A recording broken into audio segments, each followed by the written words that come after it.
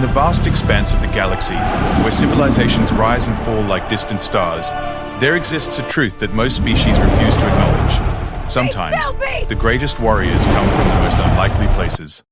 When the Galactic Council rejected humanity's application for membership, calling them primitive and unworthy, they never imagined that their salvation would come from the very species they scorned. This is the story of how a single human girl and her bond with a creature the aliens deemed worthless livestock would reshape the fate of countless worlds and prove that honor, courage, and loyalty cannot be measured by technology or political power alone. The morning sun cast long shadows across the rolling hills of Montana as 17-year-old Sarah Chen guided her horse Thunder through the familiar trails behind her family's ranch. The massive black stallion moved with a grace that belied his size, his muscles rippling beneath his glossy coat as he navigated the rocky terrain with practiced ease. Sarah had grown up on these lands, learning to ride before she could properly walk, but today felt different. Today, something was about to change everything she thought she knew about the universe. The first sign of the extraordinary came as a brilliant flash of light streaking across the morning sky, followed by a thunderous crash that echoed through the valley. Thunder reared up on his hind legs, his instincts screaming danger, but Sarah's gentle touch and reassuring voice calmed the powerful animal. Together they watched as a plume of smoke rose from beyond the ridge, marking where something had fallen from the heavens. Sarah's curiosity had always been her defining trait, much to her parents' occasional dismay. Without hesitation, she guided Thunder toward the crash site, her heart pounding with a mixture of excitement and apprehension. What they discovered would forever alter not just their lives, but the fate of Earth itself. The object embedded in the crater was unlike anything Sarah had ever seen. Sleek and metallic, with surfaces that seemed to shift and shimmer in the sunlight, it was clearly not of human origin. As she dismounted and approached cautiously, a section of the craft's hull suddenly opened with a soft hiss, revealing a figure that made her breath catch in her throat. The being that emerged was tall and elegant, with pale blue skin and large, luminous eyes that seemed to hold the wisdom of ages. Its movements were graceful but labored, and Sarah could see that it was injured. A strange luminescent fluid seeping from wounds along its side. The alien's gaze met hers, and in that moment, Sarah felt a connection that transcended species and language. The creature spoke, its voice melodious despite its obvious pain, but the words meant nothing to Sarah. However, when Thunder approached, sniffing curiously at the strange visitor, something remarkable happened. The alien's eyes widened with what could only be described as wonder, and it reached out a trembling hand toward the horse.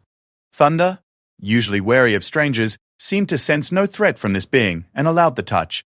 What Sarah witnessed next defied all logic and reason.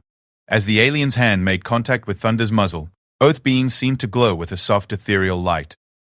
The horse's eyes took on an almost intelligent gleam, while the alien's wounds began to heal before Sarah's very eyes. When the light faded, both creatures regarded each other with what appeared to be mutual understanding and respect. The alien turned to Sarah and, to her amazement, spoke in perfect English, though its voice carried an odd, musical quality. "Your companion," it said, gesturing toward Thunder, "is remarkable. I am HFY of the Ethereal Collective, and I have traveled far to bring a warning to your species." Sarah found her voice, though it came out as barely more than a whisper. "A warning? About what?" HFY's expression grew grave. "The Galactic Council has rejected humanity's petition for membership. They consider your species too primitive, too violent to join the community of civilized worlds. But there is something they do not know, something that your leaders have not told them." The alien paused, studying Sarah and Thunder with those luminous eyes. "Your species possesses something that we have lost, something that may be the key to survival itself." Over the following hours, as Sarah tended to HFY's remaining injuries and shared what little food she had brought for her ride, the alien explained the true situation facing the galaxy. The Galactic Council, composed of dozens of advanced alien species, had indeed rejected humanity's application for membership 3 months ago. What the human leaders didn't know was that this rejection had been unanimous, with every species voting against Earth's inclusion based on reports of human warfare, environmental destruction, and what they perceived as an inability to form lasting bonds beyond their own kind. But HFY had been different. As a member of the Ethereal Collective, a species known for their telepathic abilities and deep connection to all living things, HFY had sensed something in the human delegation that the others had missed. It wasn't just the politicians and diplomats who represented humanity's true nature, but something deeper, something that could only be found by observing humans in their natural element, bonded with the creatures they had domesticated and befriended over millennia. Your species, HFY explained as thunder grazed nearby, seemingly unconcerned by the extraordinary conversation taking place, has developed something that most advanced civilizations lose as they progress technologically. You maintain deep emotional bonds with other species. You call them companions, friends, even family members. This ability is not just rare among galactic civilizations, it is virtually extinct. Sarah stroked Thunder's neck, feeling the familiar warmth and trust that had always existed between them. But surely other species have pets or working animals. HFY shook its head sadly. Utility, yes. Emotional dependence, perhaps. But true partnership, the kind where two different species become greater together than either could be apart? This is almost unheard of in the galaxy. My people once had such bonds long ago, before we became what we considered civilized. The Kethari once rode great flying beasts across their homeworld skies. The Vorthan people worked alongside creatures that could burrow through solid rock, but as these species advanced, they discarded these relationships as primitive relics. The alien's gaze intensified as it continued. What they do not realize is that these bonds provided more than just practical benefits. They created a form of symbiotic evolution, where both species pushed each other to achieve things neither could accomplish alone. Your horse, for example. It is not just an animal to you, is it? Sarah looked at Thunder, seeing him with new eyes. The stallion had always seemed almost human in his intelligence, able to anticipate her needs, to sense her emotions, to respond to the slightest shift in her posture or tone of voice. She had attributed it to years of training and familiarity. But now she wondered if there was something more profound at work. There is, HFY confirmed. And Sarah realized the alien had somehow sensed her thoughts. The bond between human and horse has created a form of collective consciousness, a sharing of strengths and abilities that transcends the limitations of either species alone. Your reflexes, your intuition, your courage, they are enhanced by your connection to this creature. Just as its intelligence and awareness are elevated by its bond with you. As the day wore on, HFY revealed the true reason for its presence on Earth. The Galactic Council was facing a threat unlike any they had encountered before. A species known only as the Devourers. Beings of pure malevolence who consumed not just worlds, but the very essence of life itself. They had already destroyed 3 civilizations on the outer rim of the galaxy, and their advance seemed unstoppable. Our technology is useless against them, HFY explained, its voice heavy with despair. Our weapons pass through their forms like light through mist. Our shields cannot protect against creatures that attack the soul rather than the body. The Council believes that only through unity and collective action can we hope to survive, that their unity is built on cold logic and political necessity. It lacks the strength that comes from true partnership, from bonds forged in trust and mutual dependence. The alien stood, its wounds now fully healed, and approached Thunder once more. The horse nickered softly, as if greeting an old friend. I came to Earth not to warn your leaders of the Council's rejection, but to seek something far more valuable. I came to find proof that the old ways, the partnerships that once made us strong, might still exist somewhere in the galaxy. What I found exceeded my wildest hopes. HFY placed both hands on Thunder's sides, and again that strange light began to emanate from the point of contact. This time, Sarah could feel something too, a warmth that seemed to flow between all 3 of them, creating a connection that was almost tangible. In that moment, she could sense Thunder's thoughts and emotions as clearly as her own, could feel his trust and loyalty, his courage and his gentle strength. But more than that, she could sense HFY as well, the alien's deep sadness at what its people had lost, its desperate hope that humanity might hold the key to salvation. The Devourers feed on separation, HFY said softly. They turn species against themselves, isolate individuals from their communities, break the bonds that give life meaning and purpose. But what if they encountered beings whose bonds could not be broken? What if they faced a force united not by law or treaty, but by love and trust and mutual dependence? As the sun began to set behind the mountains, painting the sky in brilliant shades of orange and gold, Sarah made a decision that would change the course of galactic history. She had always known that she and Thunder were meant for something more than ranch life, had always felt a calling that she couldn't quite name. Now, with this alien visitor offering her a chance to make a difference on a scale beyond her wildest imagination, she knew what that calling was. What do you need us to do? She asked, her voice steady despite the magnitude of what she was agreeing to. HFY smiled. the expression somehow universal despite the alien features. Return with me to the Council. Show them what humanity truly is, what partnership truly means. Prove that the bonds your species has maintained are not primitive relics, but the key to evolution itself.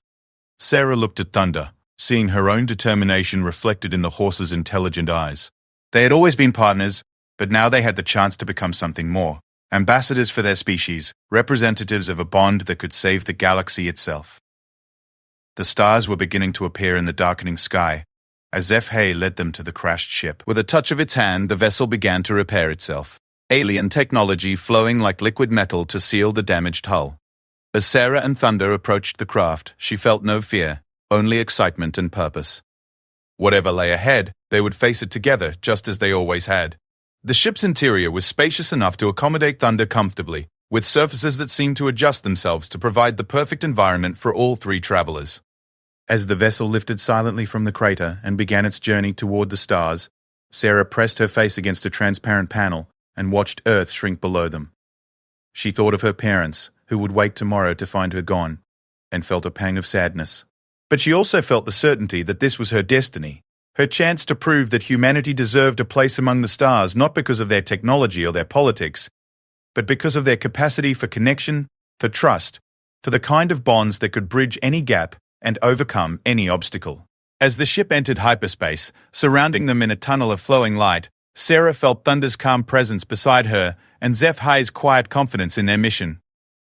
Whatever the Galactic Council thought of humanity, whatever challenges lay ahead with the mysterious Devourers, they would face it as partners, as friends, as beings whose bonds transcended the boundaries of species and world. The greatest adventure of their lives was just beginning, and Sarah Chen and Thunder the Warhorse were ready to show the galaxy what true partnership could accomplish.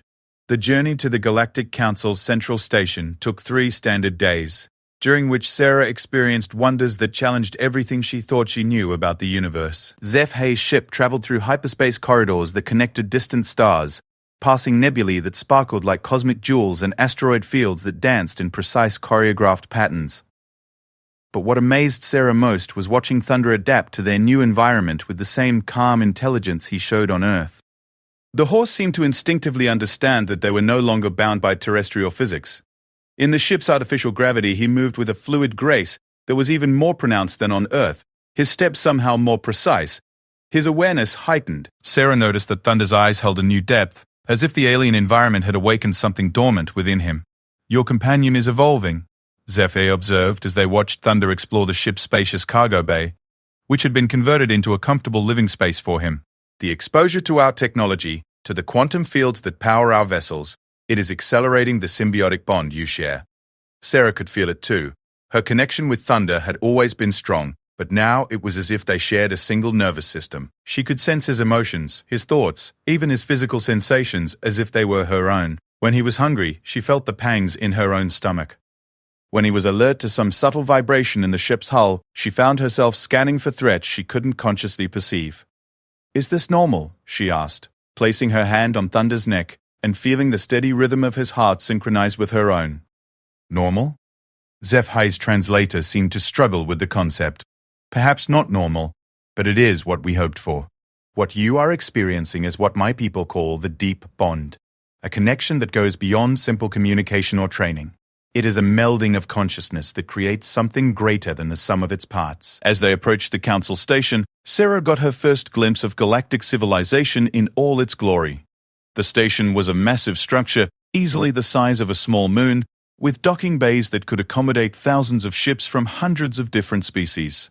Towers and spires extended in all directions, connected by bridges of pure energy that pulsed with the rhythm of countless alien hearts. But it was the diversity of the vessels approaching and departing that truly took Sarah's breath away. Ships that looked like living creatures undulated through space on wings of crystalline energy. Geometric constructs that defied conventional physics folded space around themselves as they traveled. Vessels that appeared to be made of pure thought materialized and dematerialized at will.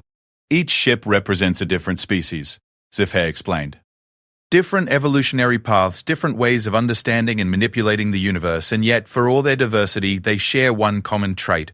They have all abandoned the deep connections that once defined them." The docking procedure was surprisingly smooth, with the station systems automatically accommodating HFY's vessel.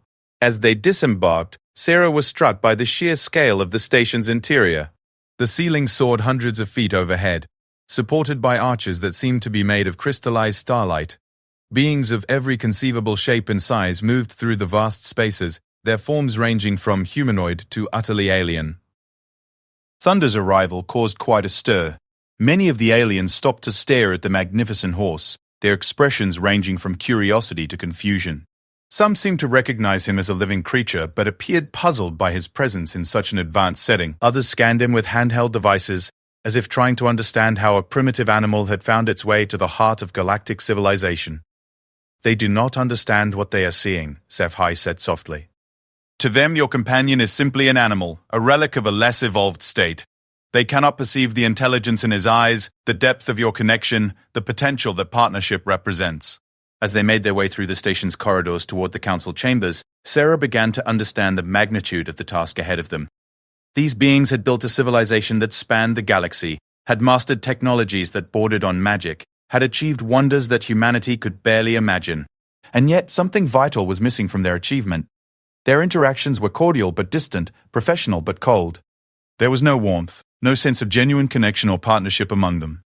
The council chamber itself was a marvel of engineering and artistry.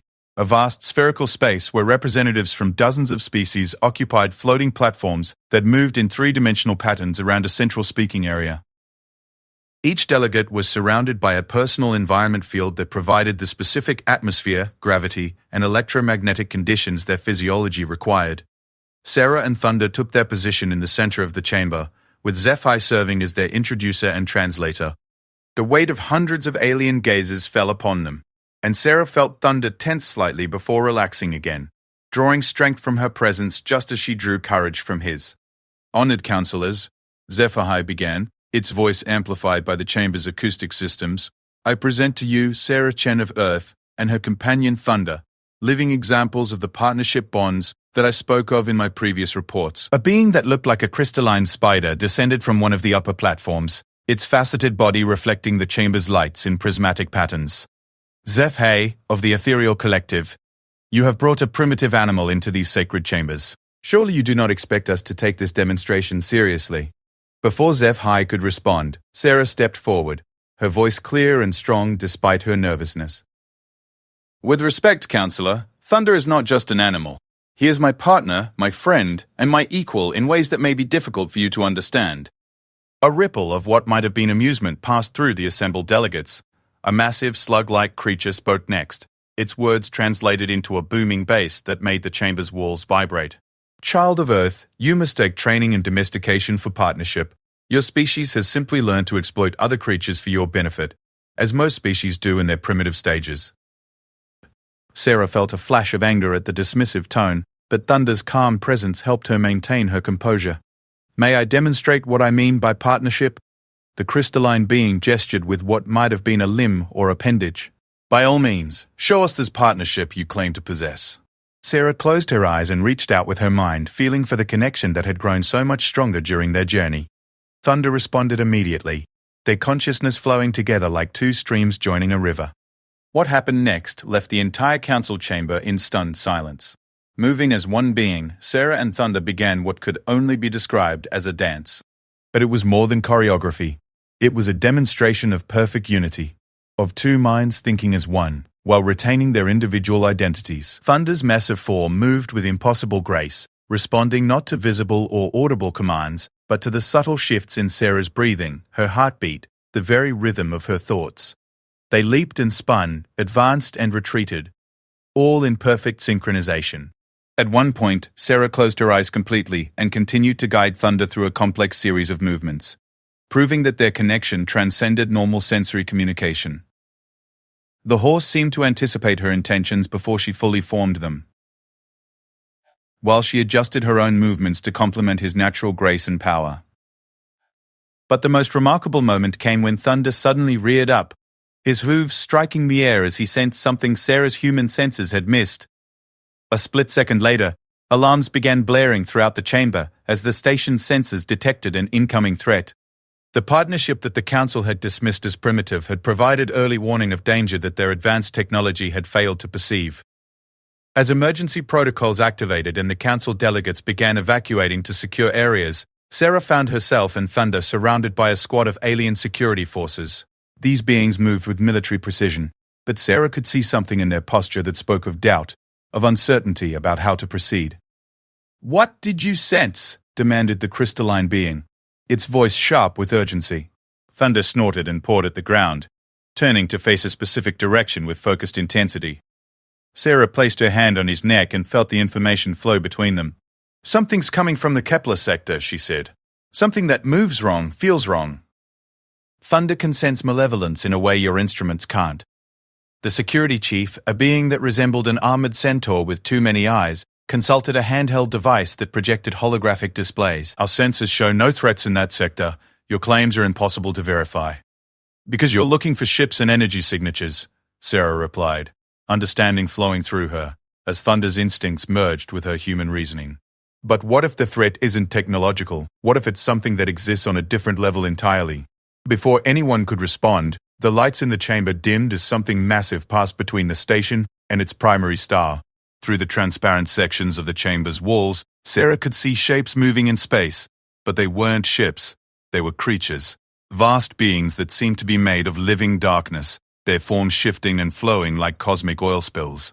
"The Devourers," whispered Zephyr, its voice filled with a terror that made even the battle-hardened security forces step backward. "They have found us." The station's defensive systems activated automatically, filling space around the council headquarters with energy barriers and launching swarms of automated defense drones. But as Sarah watched, the attack seemed to have no effect on the approaching creatures. Weapons fire passed harmlessly through their forms, while the defensive barriers flickered and died as if drained of their very essence. "All conventional weapons are ineffective," announced the security chief, its multiple eyes darting between various displays. "Defensive systems are failing." The creatures appeared to be feeding on the energy directed against them. In the chaos that followed, as delegates fled and security forces scrambled to implement evacuation procedures, Sarah made a decision that would change everything. Instead of seeking safety, she guided Thunder toward one of the chamber's observation platforms that offered direct access to space. "What are you doing?" Zephyr called after them. "The Devourers will consume you both." Sarah paused at the platform's edge, looking out at the approaching darkness. Through her bond with Thunder, she could feel something that the aliens' instruments couldn't detect. These creatures weren't just mindlessly destructive. They were hunting for something specific, searching for connections to feed upon. But their hunger was born from emptiness, from a profound isolation that had driven them to consume others in a desperate attempt to feel whole. "They're not evil," she said suddenly, the realization hitting her like a physical blow. "They're lost. They're trying to fill a void that consuming others can never heal." Thunder whinnied softly, and through their connection, Sarah felt his agreement. These creatures had once been part of something greater, connected to others of their kind through bonds similar to what she shared with her horse. But something had broken those bonds, leaving them adrift in an ocean of loneliness so vast that they had turned to devouring others in a futile attempt to reclaim what they had lost. "You cannot possibly mean to approach them," the crystalline being said, its voice filled with disbelief. "They have destroyed entire civilizations. They are beyond reason, beyond redemption." But Sarah was already moving, guiding Thunder toward an auxiliary airlock that led to one of the station's exterior platforms. The platform was designed for maintenance work on the station's outer hull, with atmospheric fields that would allow her and Thunder to survive in space for a limited time. As they stepped onto the platform and felt the strange sensation of breathing recycled atmosphere while surrounded by the vacuum of space, Sarah could see the Devourers more clearly. They were beautiful in a terrible way, vast creatures that seemed to be made of living shadow and starlight. But as they drew closer, she could sense their anguish, their desperate hunger for connection that they had forgotten how to achieve. Thunder stood beside her, his presence a steady anchor of warmth and life in the cold vastness of space. Together they reached out with their minds, projecting not fear or hostility, but understanding and compassion. They offered themselves not as prey to be consumed, but as partners willing to share what they had learned about connection and trust. The effect was immediate and profound. The nearest devourer slowed its approach, its form shifting from predatory hunger to something like curiosity. For the first time in eons, it was encountering beings who weren't trying to fight or flee, but to communicate and understand. Sarah felt Thunder's courage flow through their bond, strengthening her own resolve as she prepared to make contact with creatures that had terrified the entire galaxy. Whatever happened next, they would face it together, as partners, as friends, as living proof that the bonds between different species could overcome any obstacle. Behind them, the entire Galactic Council watched in stunned silence as a human girl and her horse prepared to do what no advanced civilization had been able to accomplish: make peace with the Devourers. The moment of contact between Sarah and the lead Devourer was unlike anything the galaxy had ever witnessed. As the massive creature of living shadow approached the tiny platform where she and Thunder stood, the air itself seemed to vibrate with ancient pain and longing. The creature's form rippled and shifted, revealing glimpses of what it might have been before its transformation. Hints of beauty, of intelligence, of a being that had once known joy and connection. Through her bond with Thunder, Sarah reached out with her mind, not to command or control, but to offer understanding. The horse's steady presence grounded her as she made contact with an intelligence so vast and alien that it threatened to overwhelm her human consciousness. But where others might have been consumed by the creature's hunger, Sarah found something else entirely. Memories of loss so profound that it had driven an entire species to madness. The images that flowed through the mental link were devastating in their clarity. She saw the Devourers as they once were, beings of pure energy and thought who existed in perfect harmony with their universe. They had been connected not just to each other, but to the very fabric of space and time itself.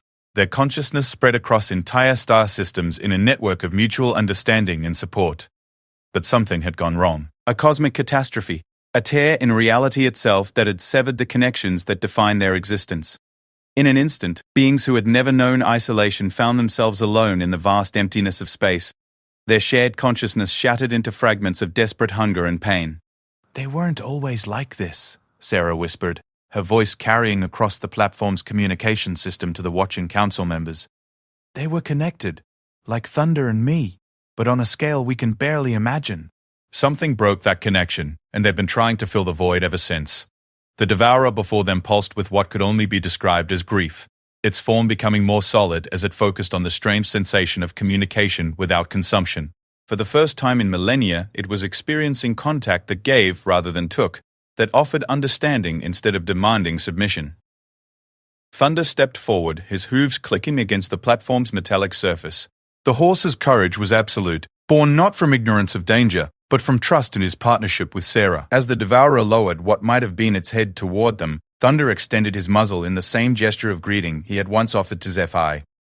The contact sent shockwaves through both beings. The Devourer's form solidified further, revealing features that spoke of nobility and intelligence. Its hunger, so terrible and consuming, began to transform into something else: wonder, recognition, hope. Through Thunder's simple act of trust, it was remembering what connection felt like without domination or consumption. "Impossible," breathed the crystalline counselor, its faceted form reflecting the strange light that now emanated from the meeting between horse and Devourer. "The creature is not attacking. It is learning?" Sarah could feel the transformation happening not just in the lead Devourer, but rippling outward to its companions. The darkness that had surrounded the station began to shift and change, becoming less oppressive and more curious. The creatures were remembering what they had lost, and Sarah's bond with Thunder was showing them a path back to connection that didn't require destruction. But the process was not without its dangers. The Devourer's attempts to form a connection with Thunder threatened to overwhelm both the horse and Sarah with its immense psychic presence. Sarah felt her consciousness stretching to its limits as she tried to maintain the bridge between human, horse, and cosmic entity. Blood trickled from her nose as the strain began to affect her physically. "Sarah!" Zephay's voice carried clearly across the platform. "You cannot sustain this level of contact. The creature's mind is too vast, too different from yours." But even as her body began to fail under the pressure, Sarah felt something remarkable happening. Other minds were joining the connection, not just Thunder's familiar presence, but new ones. Zephay had linked its own consciousness to theirs, adding its telepathic abilities to their growing network. And behind Zephay came others. The crystalline counselor, despite its earlier skepticism, had somehow tapped into the expanding web of connection. Its structured logical mind added stability to the chaotic mix of emotions and sensations. The slug-like being contributed its vast memory and patience, while the armored security chief offered discipline and focus. One by one, members of the Galactic Council abandoned their platforms and joined the growing circle around Sarah and Thunder. Each added their own unique perspective and abilities to the collective effort to heal the wounded Devourers. What had begun as a desperate attempt at communication was becoming something unprecedented in galactic history. A true partnership between dozens of different species. The lead Devourer's transformation accelerated as it felt the expanding network of connections. Its form continued to solidify, revealing a being of breathtaking beauty and complexity. Where once there had been only consuming hunger, now there was curiosity, joy, and something that could only be described as love. The creature was remembering what it meant to be part of something greater than itself. But the most remarkable change was happening to the council members themselves. As they opened their minds to the collective connection, they began to experience what they had lost in their pursuit of individual advancement. The crystalline being felt genuine warmth for the first time in centuries. The slug creature remembered the joy of shared laughter. The security chief discovered that true strength came not from armor and weapons, but from trust and cooperation. "This is what we lost," whispered one of the counselors, a being of pure energy that had not spoken once during the original proceedings. "This is what we traded away for technology and individual power. We have been as isolated as the Devourers, just better at hiding our hunger." The healing process took hours, with each Devourer requiring individual attention to repair the cosmic wounds that had driven them to madness. Sarah found herself at the center of it all, her bond with Thunder serving as the template for all the other connections being formed. The horse's simple trust and loyalty became the foundation upon which an entirely new form of galactic civilization began to take shape. As the last of the Devourers completed its transformation back to its original state, Sarah collapsed from exhaustion. Thunder immediately moved to support her, his warm presence helping to ground her consciousness as it struggled to return to purely human dimensions. Around them, the council members began to separate from the collective link, but the connections remained weaker than they had been during the healing, but permanent and growing stronger with each passing moment. "What you have done here today," said HFY, its voice filled with awe, "has changed everything. You have not just saved us from the Devourers. You have shown us a path back to what we once were, to what we could be again." The crystalline counselor, its form now somehow warmer and more inviting despite its inherent nature, floated down to Sarah's level. "We owe you an apology, Sarah Chen of Earth. We judged your species by our own limitations, measuring your worth by standards that we ourselves had forgotten how to meet." Sarah struggled to her feet, leaning heavily on Thunder's solid strength. "You don't owe us anything. This was never about proving human worth. It was about remembering what all of us are capable of when we work together." In the days that followed, the Council Station became the site of the most significant political and social transformation in galactic history. The newly healed Devourers, who had chosen to call themselves the Restored, shared their knowledge of the cosmic catastrophe that had nearly destroyed them. Their experience provided crucial insights into preventing similar disasters throughout the galaxy. More importantly, their healing had demonstrated the possibility of redemption even for those who seemed beyond hope. Species that had been written off as irredeemably violent or primitive were given new opportunities to prove their worth. The rigid hierarchy of the old council gave way to a more inclusive system based on cooperation and mutual support rather than technological advancement alone. Earth's application for council membership was not just approved, humanity was invited to help lead the transformation of galactic civilization. But the invitation came with a crucial understanding. It was not human technology or military might that the galaxy needed, but humanity's preserved ability to form deep partnerships with other species. Sarah found herself appointed as the first human ambassador to the Restored, a position that required her to travel throughout the galaxy helping to establish new forms of interspecies cooperation. Thunder, now recognized as her equal partner in the role, became something of a galactic legend, the Earth Horse whose courage and trust had helped heal an entire species. But perhaps the most significant change was in the daily life of the Council itself. Where once delegates had interacted with cold professionalism, now genuine friendships began to form. Mixed species partnerships became common, with beings from different worlds working together in ways that enhanced both their individual abilities and their collective achievements. The old hierarchies based on technological advancement gave way to new forms of organization that valued emotional intelligence, the ability to form connections, and the courage to trust others. Species that had been considered primitive because they maintained close relationships with other life forms found themselves in high demand as teachers and guides. HFY, working closely with Sarah and Thunder, established the first interspecies partnership academy on a neutral world near the galactic core.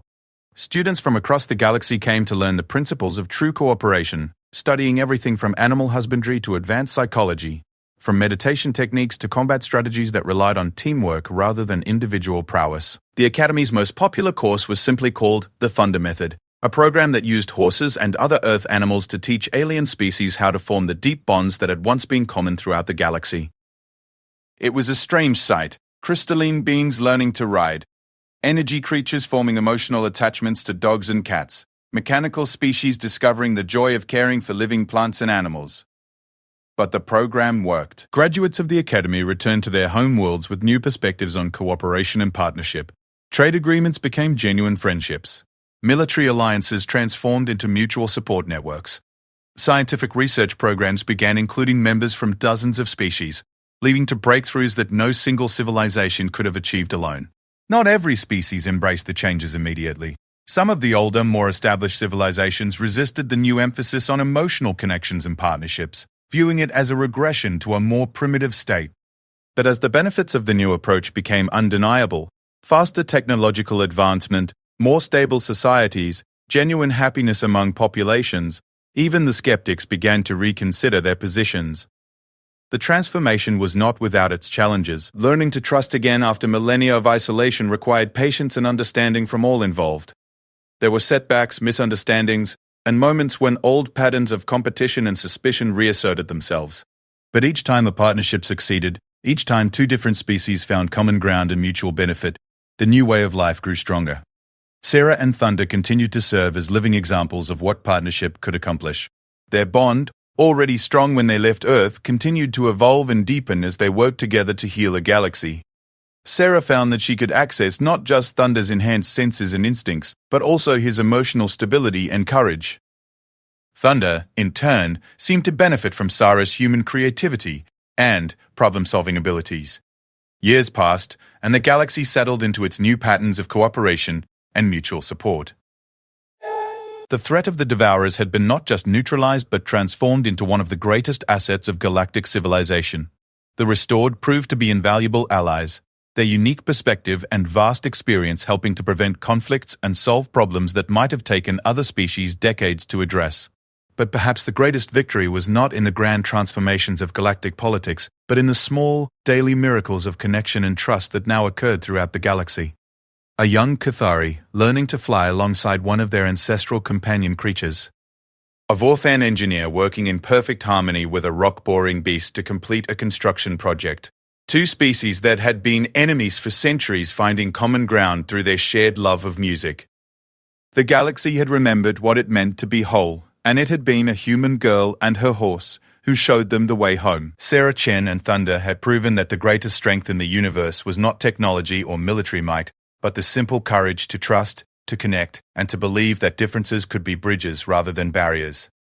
As Sarah stood on the observation deck of the Council Station, now transformed into a bustling center of interspecies cooperation, she watched ships from hundreds of worlds coming and going in the endless dance of galactic commerce and friendship. Beside her, Thunder nickered softly, drawing her attention to a group of young beings from a dozen different species playing together in the station's central park. They were the first generation to grow up in the new galaxy, children who would never know the isolation and suspicion that had once defined interspecies relations. They played games that required cooperation between different physiologies and abilities, formed friendships that transcended the boundaries of biology and culture, and approached differences with curiosity rather than fear. "This is what we were fighting for," Sarah said softly, her hand resting on Thunder's neck, as she felt his contentment and pride flow through their bond. Not just to save the galaxy from the Devourers, but to show everyone what we could become when we stop fighting and start working together.